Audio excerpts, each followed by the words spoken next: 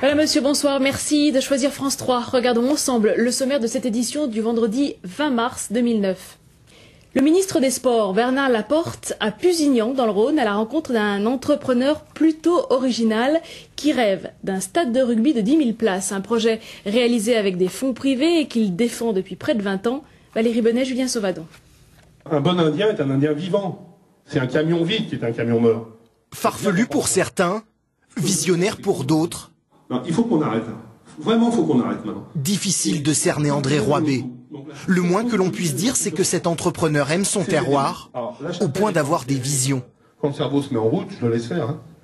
Depuis 20 ans, ce natif de Pusignan a de grandes ambitions pour sa petite commune de 3000 habitants, comme par exemple créer un stade de 10 000 places pour l'équipe locale de rugby. Mon projet, il faut vraiment le lire, sinon l'interview va être bradée. C'est quelque chose qui se veut comme un DXDY. Ouais, pas facile de faire parler l'homme. Pourtant, son projet est simple, faire financer le stade par des sociétés privées du coin. Tout le monde peut venir dans la fondation, il y a des gens qui donnent 10 €, il y a tout. En fait, c'est porté par les riverains, c'est porté par les industriels qui aiment ce territoire. Preuve que l'entrepreneur a de la suite dans les idées, Bernard Laporte, secrétaire d'État au sport, est venu aujourd'hui saluer son dynamisme.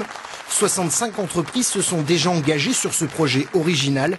Il faut dire que d'habitude, ce sont les municipalités qui mettent leur stade à disposition des clubs amateurs. Aujourd'hui, on valorise beaucoup les sponsors parce qu'on les voit sur des maillots effectivement de clubs professionnels, football, de rugby, de basket, de hand ou autre.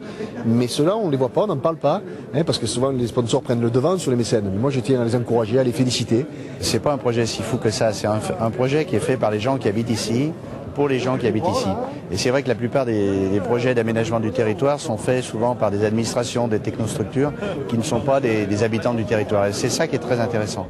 Golf, prolongement du tramway, création d'un pôle d'entreprises indépendantes. André Roibé ne manque pas d'idées pour redynamiser l'Est lyonnais.